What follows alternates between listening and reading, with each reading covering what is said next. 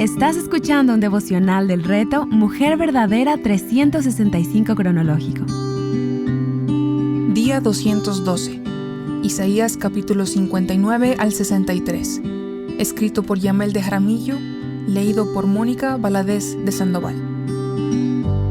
Hoy nos sumergiremos en el capítulo 59 de Isaías para explorar cómo la luz del arrepentimiento puede iluminar nuestros caminos y restaurar nuestra comunión con Dios. El pueblo de Israel está experimentando una época de dificultades, exilio y desolación debido a su pecado y rebelión contra Dios. La nación ha sido derrotada y llevada al exilio por potencias extranjeras y sus ciudades están en ruinas. Hay injusticia social, opresión y corrupción entre el pueblo, lo que ha llevado a la separación de Dios y al sufrimiento del pueblo. En este capítulo, Isaías presenta un cuadro sombrío de la realidad espiritual de Israel. Describe cómo las transgresiones y pecados han creado una separación entre el pueblo y su Dios. Las manos están manchadas de sangre, las palabras son mentirosas y la justicia se ha apartado. Es un panorama desolador, pero en medio de la oscuridad destaca un rayo de esperanza, la posibilidad del arrepentimiento. El Señor está listo para intervenir y traer salvación, pero el camino hacia la restauración comienza con el reconocimiento de la necesidad de arrepentimiento. Isaías nos recuerda que Dios escucha nuestras súplicas, pero nuestras iniquidades son un obstáculo para su respuesta. Es en este punto crucial que debemos detenernos y reflexionar. ¿Estamos dispuestas a reconocer nuestros pecados y apartarnos de ellos? El arrepentimiento genuino no es solo el remordimiento por nuestras acciones, sino un cambio de dirección. Es volverse de nuestros caminos pecaminosos y buscar la senda de la justicia y la rectitud. Es dejar de hacer el mal y aprender a hacer el bien. Es dejar de hablar falsedad y abrazar la verdad en lo profundo de nuestro ser. Capítulo 60. Luego de ver la lista de todo lo que estaba pasando en el pueblo, Isaías usó varias palabras para hablar de pecado. Iniquidades, versículos 2, 7 y 12. Pecados, versículos 2 y 12. Maldades, versículo 4. Rebeliones, versículo 12. Llegamos a palabras de aliento. Levántate, resplandece. Isaías llama al pueblo a mirar esa luz que ha llegado a ellos. Esa frase ahí de la gloria de Jehová, cuando se utiliza en el Antiguo Testamento, se refiere a que algo especial ha sucedido, una muestra visible de la presencia del Dios Salvador del pacto, y anuncia algún aspecto importante de su plan de salvación. En este caso en particular, la liberación estaba por llegar. Dios iba a restaurar a su pueblo. Se edificarán las murallas, vendrán de otros lugares y nuevamente Israel será testigo a las naciones de la fidelidad de su Dios. No porque Israel mereciera dicha gracia. Nadie, ningún pueblo merece tal trato de parte de Dios. No olvidemos todo lo que ha hecho el pueblo y cómo se ha olvidado de su Dios a pesar de tantas veces que Dios les advirtió. Él seguirá advirtiéndoles y ellos seguirán desobedeciendo. Pero el Señor de la gracia fiel proveyó la liberación a pesar del pecado y la rebelión de ellos. Este capítulo contiene promesas que para el pueblo de la época de Isaías era para un futuro, pero no por eso dejaban de ser hermosas, de ofrecer una esperanza venidera.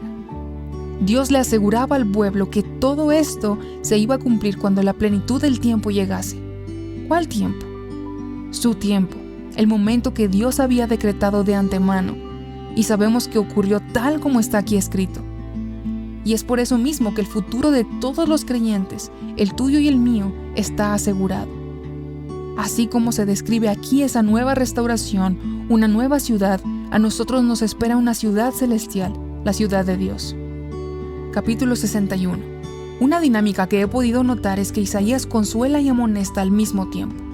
Pero hoy nos encontramos con una de las porciones del Antiguo Testamento que Jesucristo leyó casi al inicio de su ministerio. Lo encontramos en Lucas capítulo 4 versículos 18 al 22. Jesús leyó la primera parte de este pasaje en la sinagoga en Nazaret, cerró el libro y procedió: Hoy se ha cumplido esta escritura delante de vosotros. Estas palabras aquí expuestas nos hablan de nuestro Mesías. Este capítulo inicia con dos acciones interesantes: me ungió y me ha enviado. En el resto del capítulo vemos en detalle para qué fue ungido y a qué fue enviado. Proclamar libertad a los cautivos, liberar prisioneros, proclamar el día de venganza de nuestro Dios, para consolar a los que lloran, para restaurar, Aquí vemos algunas de las cosas que Cristo cumplió al morir en la cruz. Al pensar en todo esto, ver cómo cada una de las profecías dichas acerca de Cristo fueron cumplidas y ver aquí el maravilloso evangelio expuesto tan claramente me llena de gozo. Por esta razón, quiero invitarte a que juntas hagamos del versículo 10 nuestra oración. En gran manera me gozaré en el Señor, mi alma se regocijará en mi Dios, porque Él me ha vestido de ropas de salvación, me ha envuelto en manto de justicia, como el novio se engalana con una corona, como la novia se adorna con sus joyas. Alaba a tu Señor por esa salvación tan grande e inmerecida que hemos recibido. Capítulo 62. Este capítulo es una muestra del amor de Dios por Sión y la reconstrucción de sus murallas, pero lo más importante es que Dios se regocijará sobre ella. Qué maravilloso debió ser para el pueblo cautivo escuchar esto. Y lo digo porque quizás nosotras no hemos estado en cautiverio como lo estuvo el pueblo y nos cuesta entender lo que esas palabras significaron para ellos.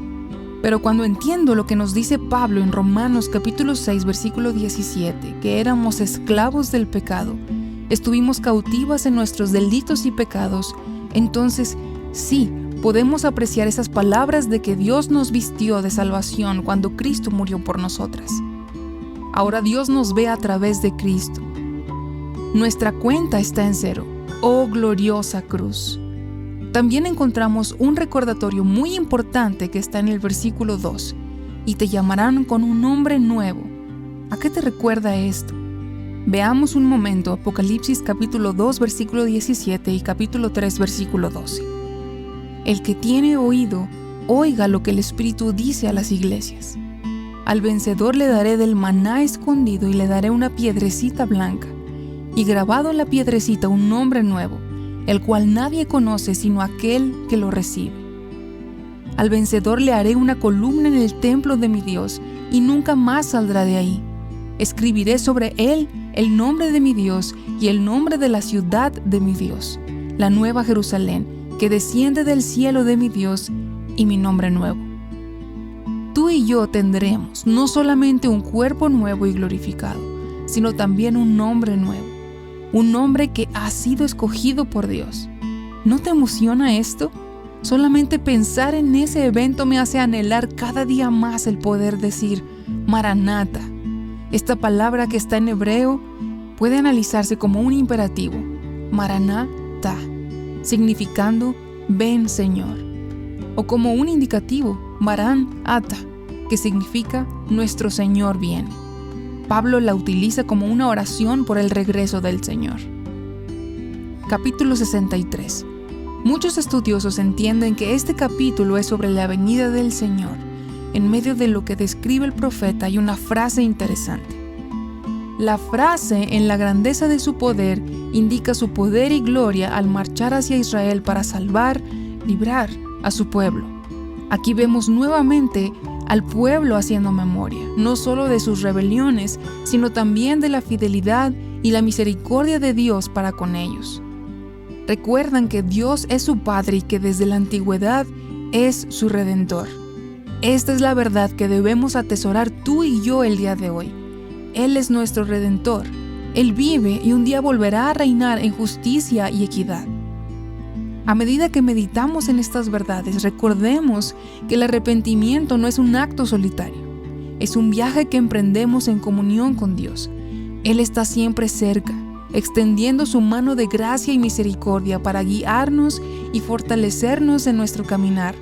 Él es nuestra luz en la oscuridad, nuestra roca en la tormenta. Para meditar, ¿estás orando por su pronto regreso? ¿Cómo estos capítulos te llaman a confiar solo en Cristo por tu salvación? ¿De qué manera Dios te usa como luz para atraer a otros a Dios? Por la bondad de Dios con su pueblo, ¿cómo puedes encontrar fuerza y consuelo por esta verdad de su carácter en medio del sufrimiento?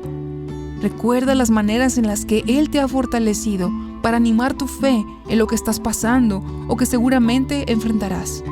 Recuerda que gracias al sumo sacerdote, Cristo, es que podemos estar seguras que no solo nos entiende, se compadece, sino que también nos ayuda.